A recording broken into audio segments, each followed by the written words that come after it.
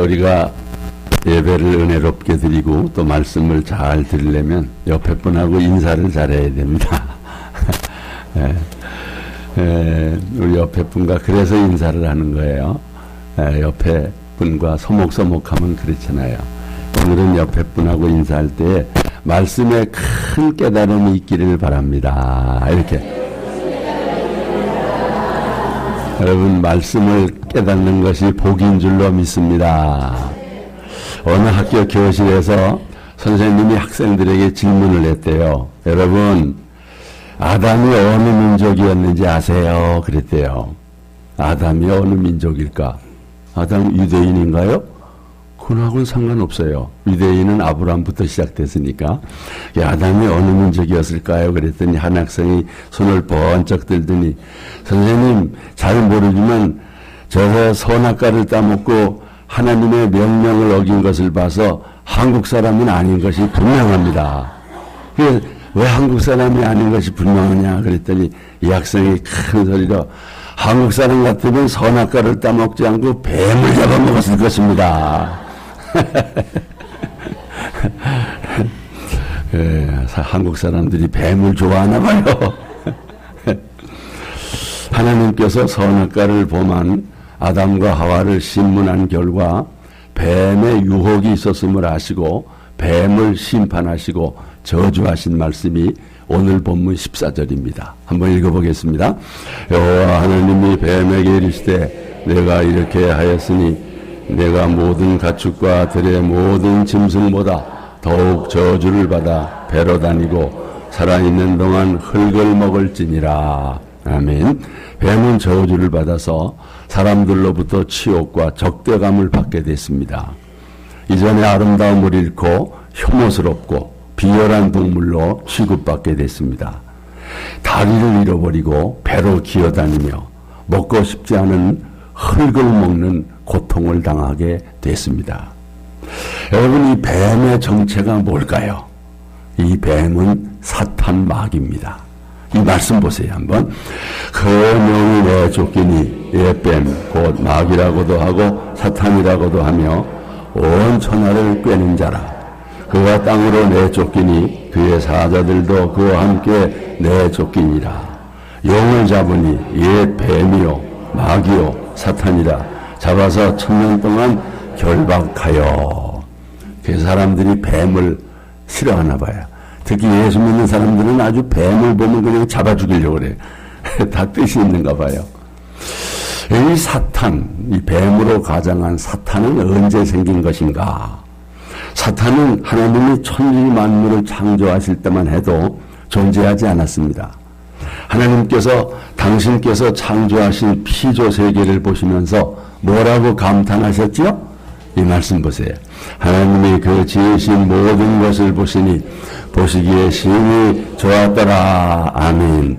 만약 하나님께서 지으신 피조 세계에 사탄과 같은 악한 존재가 있었다면 이런 감탄을 하셨겠습니까? 그건 아니죠. 성경은 사탄의 기원에 대해서 간략하게 언급합니다. 창세기 3장에 뱀의 모양을 한 사탄이 처음 등장했습니다. 하나님께서는 영원하신 왕이시고 천지 만물에 대한 주권과 통치권을 행사하시고 계셨습니다. 자, 말씀 봅니다. 여호와께서 그 보좌를 시온아 여호와는 영원히 다스리시고 내 하나님은 대대로 통치하시리로다. 아멘. 창조주 하나님의 주권입니다. 하나님께서는 만유를 통치하실 때 여러 천사들을 두시고 책임을 맡기셨습니다. 그때 하나님의 최고 수장으로서 천사장을 세웠는데 그가 바로 천사장 루시퍼입니다. 계명성입니다. 하나님은 그에게 아름다움과 지혜와 권세를 주셨습니다. 그런데 어느 날 이 루시퍼가 자신의 아름다운 용모에 현혹돼서 감히 하나님께로부터 독립하겠다고 하는 마음을 먹습니다. 루시퍼는 자신을 지극히 높은 자와 같다고 교만해합니다. 이러한 교만한 생각을 갖는 순간 그는 하나님께로부터 쫓겨났고 반역자 무리와 함께 사탄의 왕국을 세웠습니다. 그 이야기가 바로 이사야에 기록되어 있습니다. 자, 이 말씀입니다.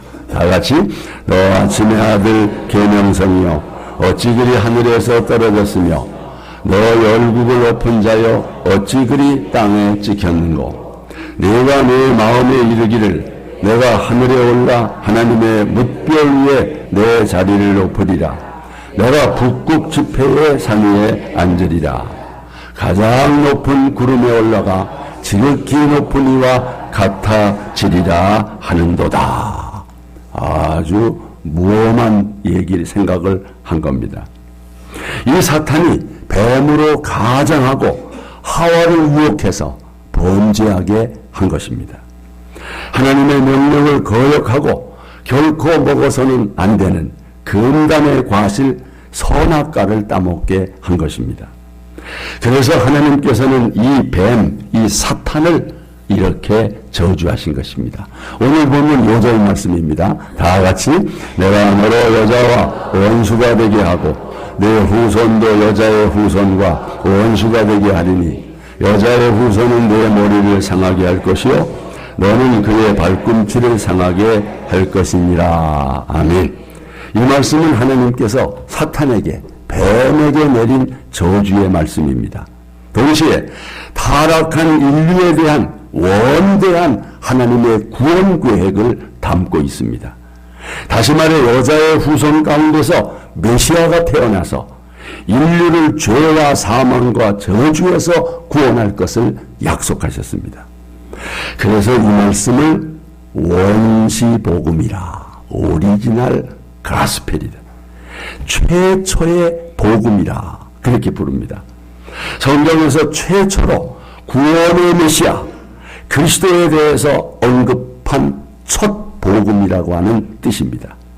신약 성경에는 마태, 마가, 누가, 요한복음, 사복음서가 있듯이 구약 성경에는 무슨 복음이 있다? 원시 복음이 있다는 거예요. 그러면 이 원시 복음의 핵심 메시지는 무엇인가? 아주 중요한 세 가지 핵심 메시지가 있습니다. 그 첫째는 그리스도께서 여자의 후손으로 오셔서 사탄 마귀를 멸하십니다. 여러분 본문 15절을 다시 보겠습니다. 내가 너로 여자와 원수가 되게 하고 내 후손도 여자의 후손과 원수가 되게 하리니. 여기 내가는 누구예요? 하나님이죠. 너는 누구예요? 뱀입니다. 사탄입니다. 사탄과 여자의 후손이 원수관계, 적대관계가 될 것이라는 말씀입니다. 그럼 여러분 이 여자의 후손은 누굽니까? 그는 인간입니다. 하지만 보통 인간이라면 어떻게 영물인 사탄을 이길 수가 있겠습니까? 이 사탄을 이기려면 사탄보다 더 강한 자여야 합니다. 사탄을 이길 자, 여자의 후손으로 오실 분이 누굽니까? 예수 그리스도십니다. 아멘. 하나님께서는 여자의 후손 가운데서 메시아가 태어나 마귀를 멸하시고 인류를 구원할 것을 약속하셨습니다. 이 말씀 보세요. 죄를 짓는 자는 마귀에게 속하나니 마귀는 처음부터 범죄합니다. 하나님의 아들이 나타난 것은 마귀의 일을 멸하려 하심이라. 아멘. 여자의 후손 가운데서 그리스도가 태어난다는 말씀은 이사야 선지자를 통해서 더 구체적으로 예언되었습니다. 자, 이 말씀입니다. 보라, 처녀가 잉태하여 아들을 낳을 것이요 그의 이름을 임마누엘이라 하리라. 아멘. 이 예언대로 여자의 후손으로 태어나신 분이 누굽니까? 예수님입니다. 자, 이 말씀 보세요. 예수 그리스도의 나심은 이러하니라. 그의 어머니 마리아가 요셉과 약혼하고 동거하기 전에 성령으로 잉태된 것이 나타났더니, 우리가 사도신경에서 늘 고백하는 대로 동정녀 마리아에게서 나신 예수 그리스도가 인류의 메시아요 구원자이심을 믿습니다. 그러면 왜 메시아는 여자의 후손이어야 하는가? 다시 말해서 왜 처녀가 나와야 하는가? 아줌마가 나오면 안 되는가? 안 됩니다. 인류를 죄에서 구원할 자는 아담의 후손, 남자의 씨로 태어나면 안 됩니다. 왜요? 아담의 혈통에서 태어난 사람은 누구를 막론하고 원죄 아래에 있고 그 죄로 말미암아 사망과 저주와 심판 아래 있는 것입니다. 자, 이 말씀 보세요. 한 사람으로 말미암아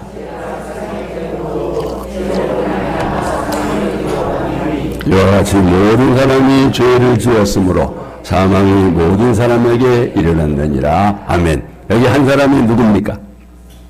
한 사람으로 말미암아 죄가 세상에 들어왔다. 누구예요? 아담이죠, 아담. 예. 그래서 성경은 메시아로 오실 자는 여자의 후손, 남자의 후손이 아니라, 남자의 씨를 받지 않는 처녀에게서 태어날 것을 예언한 것입니다. 이 예언대로 예수님께서는 동정녀 마리아에게서 성령으로 잉태되어 탄생하셨습니다. 여러분, 우린 동정녀 탄생을 믿어야 합니다. 요즘에 이걸 안 믿는 교인들도 많이 있어요. 어떻게 처녀가 아기를 낳느냐? 여러분, 믿어야 합니다. 예수 그리스도는 대대로 인류를 묶고 있던 원죄와 상관없이 의롭고 순전하고 거룩한 분으로 태어나셨습니다. 예수님이 유일하게 죄 없는 분입니다. 이 말씀 보세요. 다 같이 우리에게 있는 대제사장은 우리의 연약함을 동정하지 못하시리가 아니요 모든 일에 우리와 똑같이 시험을 받으시려되 죄는 없으십니다. 아멘. 믿습니까? 여러분, 죄 없는 사람이 어디 있습니까? 석가모니, 공자, 맹자 다 죄가 있어요. 다 아담의 후손입니다. 그런데 예수님은 죄가 없느니라. 여러분, 이 죄가 없으신 예수님만이 우리를 죄에서 구원할 자이심을 믿습니다. 여러분, 예수 그 이름의 뜻이 뭐라 그랬어요? 이 말씀 보세요. 아내가 어린이 이름을 예수라 하라. 이는 그가 자기 백성을 그들의 죄에서 구원할 자이심이라. 아멘. 죄 없으신 예수, 우리를 죄에서 구원하신 우리 예수 그리스도를 찬양합니다. 찬양합니다. 또 하나님은 사탄에게 여자와 원수가 되게 하고 네 후손도 여자의 후손과 원수가 되게 하리라 말씀하셨어요. 예수님이 사탄과 적도 관계를 가지고 싸우실 것이라는 거예요. 이 예언대로 예수님은 사탄과 끊임없이 싸우셨습니다. 크게 3번 싸우셨는데 2번은 이미 싸우셨고 1번은 앞으로 싸우실 것입니다. 첫 번째 사탄과의 싸움은 요단강에서 세례를 받으신 후 광야에서 40일 금식 기도를 하시고 마귀로부터 3가지 시험을 받을 때입니다. 예수님은 이 시험을 말씀으로 다 물리치셨습니다. 그리고 사탄이 지배하고 있는 이 세상에서 하나님 나라 운동을 시작하셨습니다. 이 말씀입니다. 다 같이 이때로부터 예수께서 비로소 전파하여 이르시되 회개하라 천국이 가까웠느니라. 공생의 시작입니다. 사탄과의 2번째 싸움은 십자가의 고난당하심입니다. 십자가의 순환당하심은 사탄과의 영적 싸움입니다. 이 싸움이 처음에는 예수님이 꼭 지시는 것 같았어요. 붙잡히고 결박당하고 십자가로 끌려가고 그 지시는 것 같지 않습니까?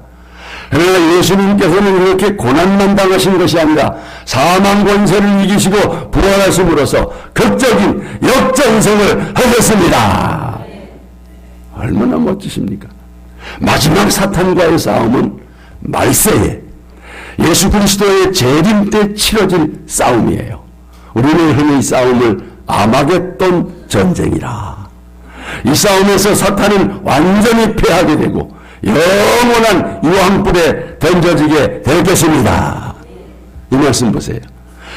또 그들을 미혹하는 마귀가 불과 유황못에 던져지니 거기는 그 짐승과 거짓 선지자도 있어 세세토록 밤낮 괴로움을 받으리라. 아멘.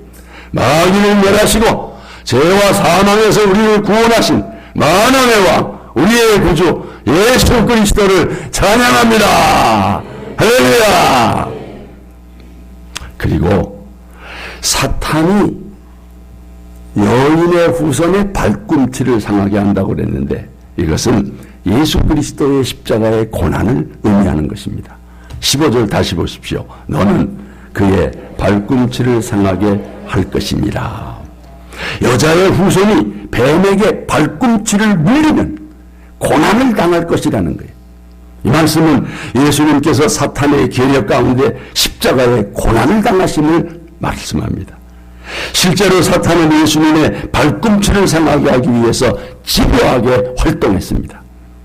사탄은 예수님을 십자가에 못 박아 죽이기 위해서 온갖 수단 방법을 다 썼습니다. 무엇보다 마귀는 가룟 유다의 마음에, 예수님의 12제자 중에 하나인 가룟 유다의 마음에 예수님을 풀려는 생각을 넣었습니다. 자, 이 말씀이에요. 다 같이. 마귀가 벌써 시몬의 아들.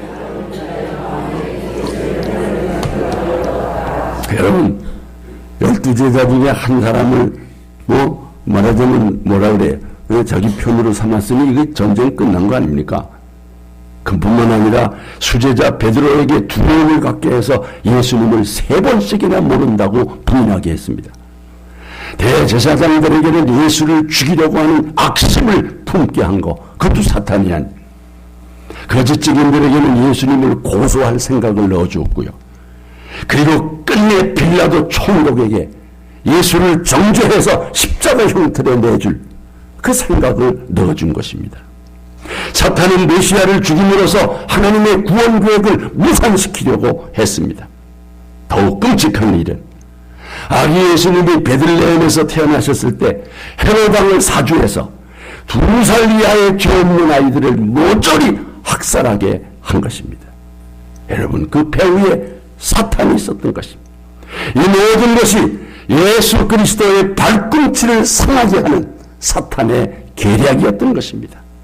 하지만 사탄의 수는 언제나 하나님의 수에 비하면 하수입니다. 하수. 언제든지 하나님이 사탄의 수보다는 높습니다. 저는 바둑을 못 두지만 여기 바둑 딸 주시는 분 1급하고 1단하고 하면 이거 상대가 안 돼요. 하수하고는 이게 안 되는 거예요. 여러분, 사탄이 아무리 온갖 계략으로 하나님의 이 구원 계획을 무산시키려고 했지만, 그러나 사탄의 계략은 여지없이 무너지고 하나님의 구원 계획이 성취되었습니다. 성도 여러분, 이 사탄 마귀는 지금도 예수 믿는 사람들, 우리 그리스도인들의 발꿈치를 상하게 하려고 노력합니다. 그러나 우리가 말씀대로 순종하며 예수 이름으로 대적하면 사탄 마귀는 무너지고 하나님의 거룩한 뜻이 성취될 것입니다. 그리고 이 원시 복음의 핵심입니다. 진짜 핵심이죠. 예수님이 사탄의 머리를 상하게 하시는 그리스도의 부활과 속죄를 뜻합니다. 여러분, 15절 다시 보십시오. 여자의 후손은 내 머리를 상하게 할 것이요. 여자의 후손은 예수님이죠. 여자의 후손으로 오시는 예수님께서 사탄의 머리를 상하게 할 것이다. 앞서 말씀드린 대로 사탄은 여자의 후손에 어디를 상한다? 발꿈치를 상한다고. 그런데 발꿈치는 신체 기능 면에서 그렇게 중요한 부분은 아닙니다. 따라서 발꿈치를 상하게 한다는 것은 비록 해를 당하더라도 치명적이다, 치명적이지 않다. 치명적이지는 않을 것이라는 것. 하지만 여인의 후손이 사탄의 머리를 상한다. 여러분, 이건 치명적인 상처를 준다는 거예요. 왜? 머리는 아주 중요한 부분입니다. 한 번 상하면 이건 회복불능의 치명적인 손상을 입혀요. 여러분이 다치더라도 팔다리 같은 건 좀 다칠 수 있어도 머리는 다치면 안 됩니다. 이 머리가 다치면 큰일 납니다, 여러분. 예? 여인의 후손이 사탄의 머리를 상하게 한다. 이 말을 좀 더 실감 있게 표현한다면, 예수님께서 사탄의 머리통을 박살낸다는 거예요. 머리통을 박살낸다. 여러분, 이 예언이 그대로 성취되었습니다. 언제요?